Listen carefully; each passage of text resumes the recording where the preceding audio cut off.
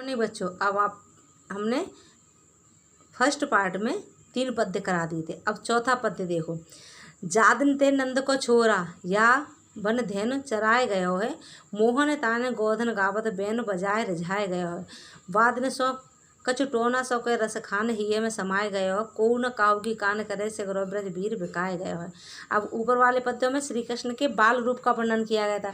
अब इसमें गोपियाँ कहती हैं, क्या कह रही हैं कि वो थोड़े बड़े हो गए तो गोपियों को उनसे प्रेम हो गया। अब वो क्या कहती हैं, जा दिन थे वो नंद को छोरा, कि जिस दिन से नंद कौन थे, श्री कृष्ण के पिताजी, कि उनका छोरा मीन्स उनका पुत्र, उनका बेटा, या बन धेनु चराएगा, जिस दिन से वो गायों को चराने के लिए, धेनु मीन्स गायों को चराने के लिए गया है, कि मोहन तान गोधन गावत, के मोहनी मन को मोहने वाली तान में, सुर में, गोधन गावत गायों के गीतों को गा करके, बैन बजाए रिझाएगा और बांसुरी बजा करके सबको रिझाता यानी कि प्रसन्न करता रहता है। वादन सौ कुछ टोना सौ के, हे सखी उस दिन से ऐसा लगता है कि टोना मीन्स कोई जादू उसने कर दिया हो, रसकान ये में समाये गए, कि रसकान कभी कहते हैं कि गोपियाँ कह रही हैं कि वो हमारे हृदय में समा गया है, हमारे हृदय में बस गया है। कोउ न काऊ की कान करे, कोई किसी की नहीं सुन रहा है, सगरो ब्रज वीर बिकाएगा। हे सखी मुझे तो ऐसा लगता है कि संपूर्ण ब्रज ही उसकी बांसुरी की धुन में बिक गया है।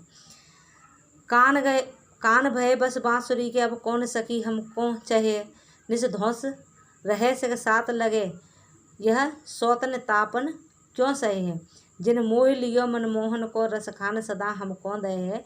मिल आयो सबे सखी भाग चले, अब तो ब्रज में बांसुरी रहे। अब सखियाँ क्या होता है कि बांसुरी से चिढ़ने लगी, जैसे आजकल सब मोबाइल से चिढ़ती हैं, मोबाइल सबके को सौतन की जैसे लगने लगा, ऐसे ही पहले कृष्ण की बांसुरी उनकी गोपियों को, उनसे प्रेम करने वाली उनकी सखियों को सौतन के समान लगने लगी थी। तो वो कहती हैं, कान भये बांसुरी के, हे सखी अब कृष्ण तो बांसुरी के बस में हो गए हैं, हम कौन सखी हमको चाहिए, हे सखी अब हमको कौन चाहेगा, हमें प्रेम अब कौन करेगा। निस्धौस, निस्धौस कहलाता है, निस कहलाती है रात, और धौस मीन्स दिन, के दिन रात संग साथ लगे, वो हमेशा अपने साथ में उसको लिए रहते हैं। यह सौतन तापन क्यों सहे, हम इस सौतन के संताप को, हमें जो कष्ट दे रही उसको हम क्यों सहेंगे। जिन मोह लिया मनमोहन का, जिसने मनमोहन को मोह लिया, अपने बस में कर लिया, रसखान सदा हमको दे, और हमें क्या, हमें दारुण दुख ही प्रदान कर रही है, तो हम अब उसे क्यों चाहेंगे। मिल आयो सखी सबे, हे सखी सब मिल कर के आ जाओ, भाग चले ब्रज में बांसुरी रहे। अब अपन लोग यहाँ से भाग चलते हैं, ब्रज को अपन लोग छोड़ देते हैं, अब तो यहाँ सिर्फ बांसुरी रहेगी और मोहन रहेंगे और कोई भी नहीं रहेगा। इसमें श्रृंगार रस का प्रयोग किया गया है क्योंकि सखियों का वर्णन है। अब छठवां देखो।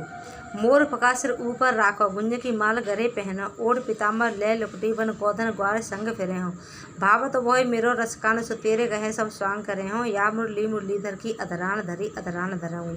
कि एक सखी कहती है, सखियाँ आपस में बात करती हैं क्योंकि मुरली से बहुत चिढ़ती हैं। वो कहती हैं, हे सखी कि जी कृष्ण मुरली को त्याग दें तो इसके लिए मैं सब कुछ करने के लिए तैयार हूँ, मैं कोई भी स्वांग धारण कर लूँगी।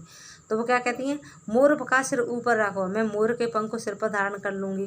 गुंज की माला गले पहनो, मैं गुंजन की माला को गले में धारण कर लूँगी, पहन लूँगी।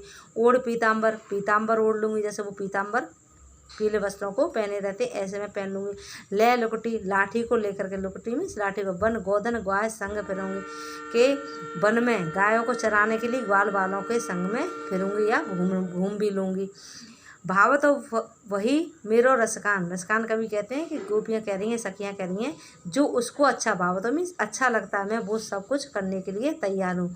सो तेरे कहे सब स्वांग करूँगी, जो तू कह रही है कि उसे ये चीज़ें पसंद हैं तो मैं वो सब स्वांग धारण करने के लिए तैयार हूँ। लेकिन या मुरलीधर की, लेकिन उस मुरलीधर की मुरली को अधरान धरूँगी। ले मैंने अधर्मी होंठों पर ना धरा है, ना रखा है, और ना ही मैं होंठों पर रखूँगी।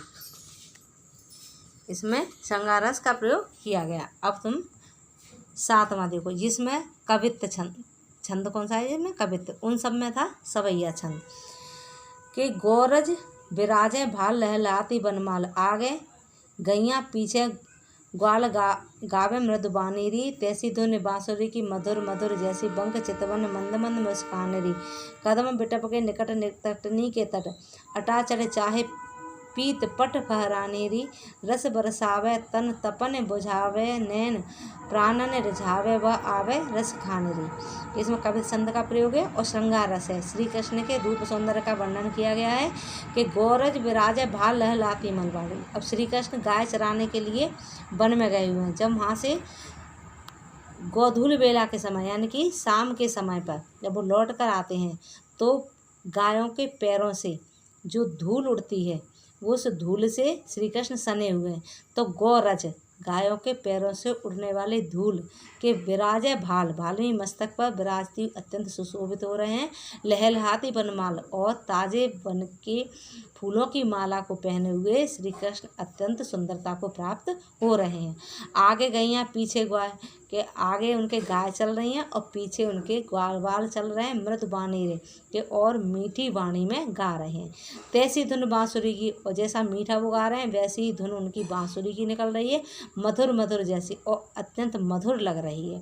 बंक चितवन कि जब वो बांसुरी बजा रहे हैं गा रहे हैं तो तिरछी, बंक मीन्स तिरछी, तिरछी नजर से देखते हुए मंद मंद मुस्काने और मंद मंद मुस्का रहे हैं। तो इस मुस्कुराहट से वो अत्यंत सुशोभित हो रहे हैं। कदम बिटप के निकट तटनी के तट, कदम्ब के पेड़ के नीचे और यमुना के किनारे पर के अटाचड़ चाहे पीत पट फहरानरी के, और उनका अटारे पर चढ़ कर के पीले वस्त्रों को फहराना अत्यंत सुशोभित होता है।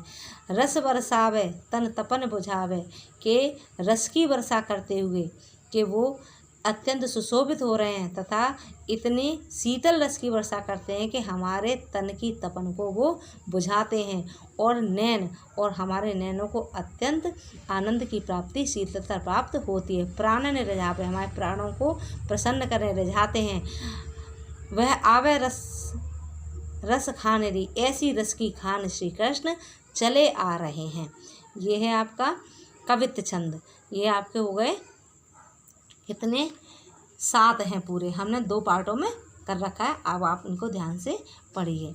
कि सुरक्षित रहिए और घर में रहिए, और पढ़ाई का सिर्फ एक यही जरिया है, तो बेटा अच्छे से ध्यान से पढ़िए सब। All the best.